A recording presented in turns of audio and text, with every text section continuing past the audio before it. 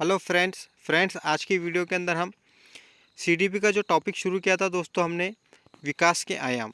तो विकास के आयाम के जो दो आयाम को हमने अच्छे से समझा था, यानी कि शारीरिक विकास को समझा था और मानसिक विकास को डिटेल के अंदर समझा था। यानी कि विकास के जो टोटल आयाम है दोस्तों 6 है, जिसमें से हमने 2 को समझा था, यानी कि शारीरिक विकास को समझा था, एक शारीरिक विकास को समझा था और इसी के साथ दोस्तों मानसिक विकास को समझा था। आज की वीडियो के अंदर हम दोस्तों संवेगात्मक विकास को समझने वाले, यानी कि बच्चे का जो इमोशनल डेवलपमेंट होता है वो किस तरह से होता है और बच्चे का जब संपूर्ण विकास होता है तो उसके अंदर वो क्या अहम भूमिका निभाता है, उसको आज की वीडियो के अंदर हम समझेंगे। और इसी के साथ दोस्तों क्रियात्मक विकास को भी आज की वीडियो के अंदर हम समझने वाले हैं कि जब जब बच्चे का क्रियात्मक विकास किस तरह से होता है और जब उसका संपूर्ण विकास होता है तो वो उसमें क्या योगदान देता है, उसको आज की वीडियो के अंदर हम समझने वाले हैं। तो आप इस वीडियो को पूरा देखें, क्योंकि दोस्तों सीटेट के एग्ज़ाम के लिहाज से भी ये टॉपिक बहुत इंपॉर्टेंट है, क्योंकि आपको इस टॉपिक से 2 से 3 मार्क के क्वेश्चन देखने को ज़रूर मिलेंगे पेपर के अंदर। तो दोस्तों शुरू करते हैं। Emotional development. देखिए दोस्तों, संवेग जो होते हैं उसको भाव भी कहा जाता है। जो हमारी भावनाएं होती है बच्चे की या हमारी दोस्तों, उसको भावना संवेग को दोस्तों भावनाएं भी कहा जाता है। जैसे कि दोस्तों भय हो गया, क्रोध हो गया, घृणा हो गई, आश्चर्य हो गया, स्नेह हो गया, खुशी हो गया। तो ये जो खुशी हो गई दोस्तों, ये क्या है दोस्तों, सारी भावनाएं होती है इंसान की, बच्चे की या हमारी, सबकी जो है अलग अलग भावनाएं होती है। तो ये सारी चीज़ें क्या है दोस्तों, ये एक भावनाएं हैं। यानी कि भय हो गया, क्रोध हो गया, भय में कोई बच्चा है दोस्तों एनी टाइम भय में रहेगा, कोई बच्चा खुश रहेगा, कोई बच्चा है दोस्त, कोई एक आधा बच्चा जो होता है दोस्तों वो हमेशा जो है दोस्तों भय में रहता है, क्रोध में रहता है। एक आधा बच्चा जो है तो दोस्तों एनी टाइम खुश रहता है, उसको कुछ भी दो, कुछ भी करो, मारो पीटो, लेकिन वो हमेशा खुश रहेगा। तो ये क्या होते हैं दोस्तों, ये संवेग होते हैं, यानी कि इमोशन होते हैं बच्चे के। इसी के साथ दोस्तों बालक की जैसी जैसी आयु बढ़ना शुरू होती है दोस्तों, उसके अंदर जैसे जैसी उसकी आयु बढ़ती है दोस्तों, उसके अंदर इमोशनल डेवलपमेंट होना शुरू हो जाता है। जैसे जैसा बच्चा जब जन्म लेता है, जैसा जैसा उसके अंदर, जैसा जैसा जब बच्चा जन्म लेता है दोस्तों और जैसी जैसी उसकी आयु बढ़ना शुरू होती है तो उसके अंदर इमोशनल डेवलपमेंट होना शुरू हो जाता है। इसी के साथ दोस्तों संवेगात्मक जो विकास होता है, इमोशनल डेवलपमेंट जो है दोस्तों, मानव का जो संपूर्ण विकास है, जैसा कि जो वृद्धि और विकास जो है दोस्तों उसके अंदर अहम भूमिका निभाता है। जैसा कि दोस्तों इमोशनल डेवलपमेंट जो होता है दोस्तों, ये संपूर्ण जो पूरा जो विकास होता है बच्चे का, संपूर्ण जो विकास होता है उसके अंदर ये एक अहम भूमिका निभाता है, अहम पार्ट होता है। इसी के साथ दोस्तों हम देखेंगे, इसी को कंटिन्यू कर रहे हैं दोस्तों, तो थोड़ा देखिए।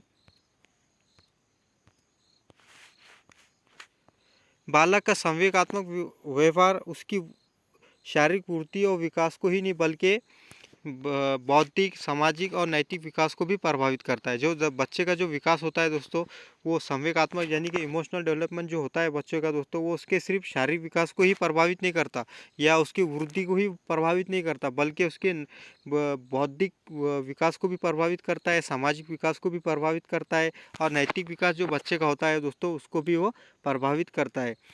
और इसी के साथ दोस्तों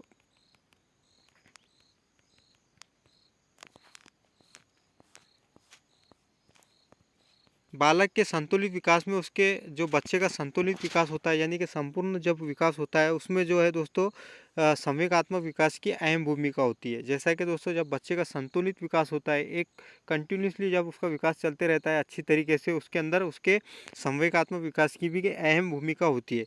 बालक के संवेगात्मक विकास पर उसके पारिवारिक वातावरण का भी अहम प्रभाव पड़ता है। जैसा कि दोस्तों जब बच्चे का जब संपूर्ण विकास होता है, इमोशनल डेवलपमेंट जब होना शुरू होता है, तो उसका जो पारिवारिक वातावरण होता है दोस्तों, उसका भी उसके ऊपर प्रभाव पड़ता है। और इसी के साथ दोस्तों देखिए, विद्यालय के प्रवेश और क्रियाकलाप, देखिए दोस्तों विद्यालय के प्रवेश और क्रियाकलापों को उचित प्रकार से संगठित कर कर अध्यापक बालक के संवेगात्मक विकास में अहम भूमिका निभा सकता है या योगदान दे सकता है। दोस्तों विद्यालय के अंदर जब बच्चा 6 साल का होता है, उसके बाद से बच्चा जो है दोस्तों विद्यालय जाना शुरू कर लेता है, यानी कि स्कूल में जाना वो शुरू कर लेता है।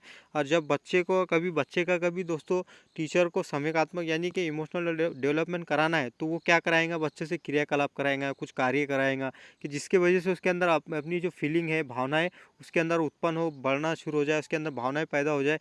और उसकी वजह से क्या होगा दोस्तों, बच्चे का संवेगात्मक विकास होना शुरू हो जाएगा। तो दोस्तों जो टीचर है दोस्तों, जो टीचर जो होता है दोस्तों, संवेगात्मक विकास में बढ़ाने के अंदर भी टीचर का एक अहम हाथ होता है। और टीचर चाहे तो उसके बच्चे का संवेगात्मक विकास को अच्छी तरीके से कर सकता है।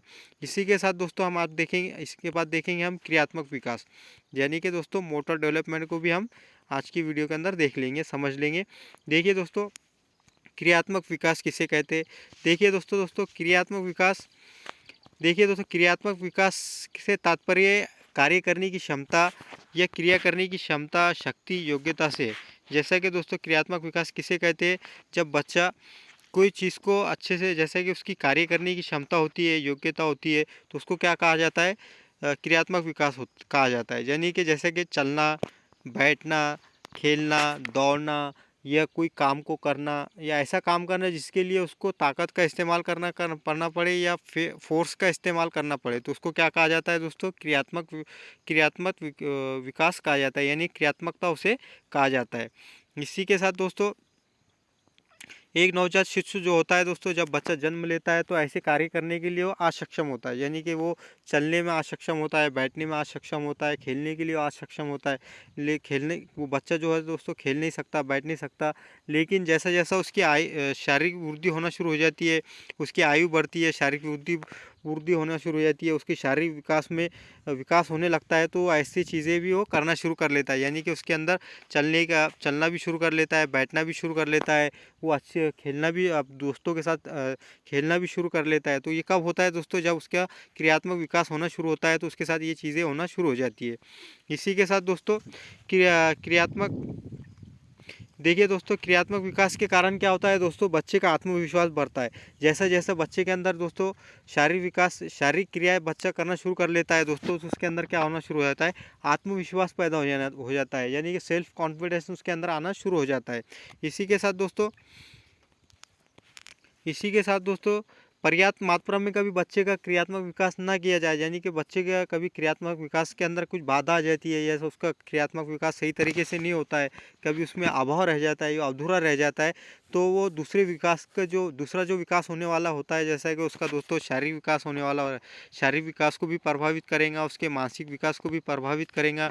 और इसी के साथ दोस्तों उसका जो क्रियात्मक, यानी कि जो उसका सामाजिक विकास जो होने वाला होता है दोस्तों बच्चे का, उसको भी वो प्रभावित करता है। तो इसलिए दोस्तों जो क्रियात्मक विकास हो बच्चे का जो है, संपूर्ण विकास के अंदर जो है बच्चे के, वो एक इम्पॉर्टेंट, यानी कि अहम भूमिका निभाता है। इसी के साथ दोस्तों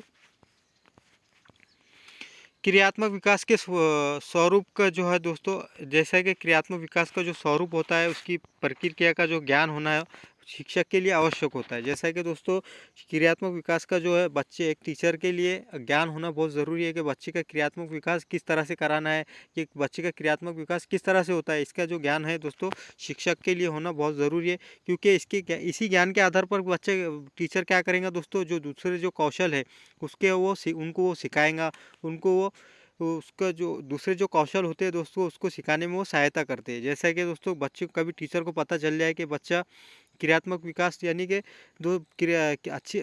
दूसरी जो क्रिया है वो बच्चा अच्छे से कर लेता है, तो टीचर क्या करेंगे दोस्तों, उसको थोड़े हार्ड लेवल के बोले तो ऐसी क्रियाएं देंगे जिसको बच्चे के अंदर सेल्फ कॉन्फिडेंस पैदा हो। तो ऐसी क्रिया कराने के लिए